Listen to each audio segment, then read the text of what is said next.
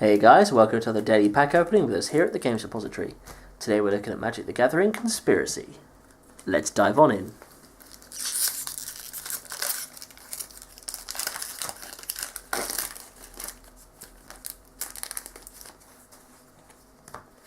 Oh, and today we're lucky enough to get ourselves another token, 1/1 spirit creature with flying.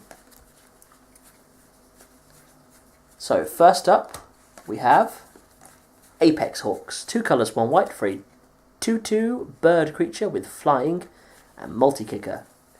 Apex Hawks enters the battlefield with a +1/+1 counter on it for each time it was kicked. Great little creature, 2/2 with flying for 3 mana, pretty useful. Mid to late game, you multi-kick it, you play a big fatty with flying. Efficient creature. Next up we have Crookclaw Transmuter, 3 colourless, 1 blue for a 3/1 bird wizard creature. Has flash, flying. When Crookclaw Transmuter enters the battlefield, switch target creature's power and toughness until end of turn. So, pretty useful little effect. It allows you to make one of your creatures larger in power or toughness, depending on what you need, or make one of your opponents weaker in power and toughness by swapping them around if they're different. Can create a lot of more awkward blocking or attacking options. Plus, you get a 3/1 with flying. And because it's got flash, you can do it whenever you please. Next up, we have Bragos' Representative. 2 colours, 1 white for a 1/4 human advisor creature.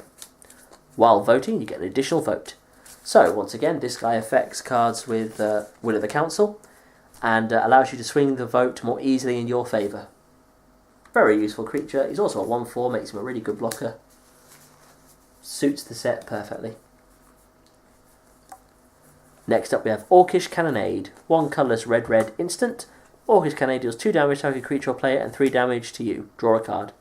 So for 3 mana you're dealing 2 damage and drawing a card. Pretty useful, not bad, not great, does 3 damage to you. Limits its effect, however, bear in mind it can be useful for avoiding dethroned creatures from getting +1/+1 counters by attacking you. Next up we have Brimstone Volley, 2 colours, 1 red, instant. Brimstone Volley deals 3 damage to target creature or player. Morbid. Brimstone Volley deals 5 damage to target creature or player instead if a creature died this turn. Really great spell. 3 damage for 3 mana is, again, okay, reasonably efficient. Not as good as it could be, but not bad. However, 5 damage for 3 mana is brilliant. And because of the multi-way format of the set, there are plenty of times for creatures to die. Next up, we have Sakura Tribe Elder. This is a 1 colourless, 1 green, 1/1 snake shaman creature. Sacrifice Sakura Tribe Elder, search library for a basic land card, put that card onto battlefield tapped, and then shuffle your library. Really efficient little chump blocker. Helps you fix your mana base if you're playing multi-colours. Good little creature. Next up we have Liliana's Spectre. 1 colourless black for a 2/1 Spectre creature. Has flying. When Liliana's Spectre enters the battlefield, each opponent discards a card. Really good creature. Makes all of your opponents discard a card, not yourself, while you also get a 2/1 with flying. Nice efficient creature with evasion, deals high damage. Only drawback is double black makes it harder to play in multicolour decks. Next up we have Selvalar's Enforcer. 3 colourless, 1 green for a 2/2 elf warrior creature. Parlay. When Selvalar's Enforcer enters the battlefield, each player reveals the top card of his or her library for each non-land card revealed this way. Put a +1/+1 counter on Selvalar's Enforcer. Then each player draws a card. Once again, 2/2 for 4 mana, not great. However, generally speaking, this guy is going to come into battlefield with a number of +1/+1 counters on him. +4 if you're really lucky. Good creature, lets you draw a card, makes your opponents draw a card as well, but still, you get the creature with +1/+1 counters on and a card. Next we have Compulsive Research. 2 colours, 1 blue, sorcery. Target player draws 3 cards, then that player discards 2 cards unless he or she discards a land card. Pretty useful spell. Nets you 3 cards, discard 1 land card, and you get to keep all 3 of them. If not, you have to ditch 2 cards. Not bad. Not bad. Next up we have Tragic Slip. 1 black mana instant. Target creature gets -1/-1 until end of turn. Morbid. That creature gets -13, -13 until end of turn instead if a creature died this turn. So -1/-1 for 1 black is okay. Can deal with some creatures. However, -13, -13 is enough to deal with pretty much any creature you'll see. Really useful, and as we said before with Brimstone Volley, Morbid is very easy to activate in this multi-way format. Great creature removal. Next up we have Mortify. 1 colourless, 1 white, 1 black, instant. Destroy target creature or enchantment. Really useful removal spell. Hits pretty much every creature, or hits enchantments if that's what you really need to get rid of. Not a bad spell. Not bad at all. Next up we have Fire Shrieker. 3 colourless artifact equipment. Equipped creature has double strike. Equipped for 2.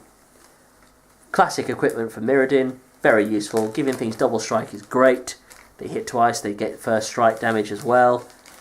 Really efficient. It's not too badly costed for what it does. Put this on a large creature, especially a large creature with trample, and you'll be laughing. Next up we have Predator's Howl. 3 colours, 1 green, instant. Put a 2/2 green wolf creature token onto the battlefield. Morbid.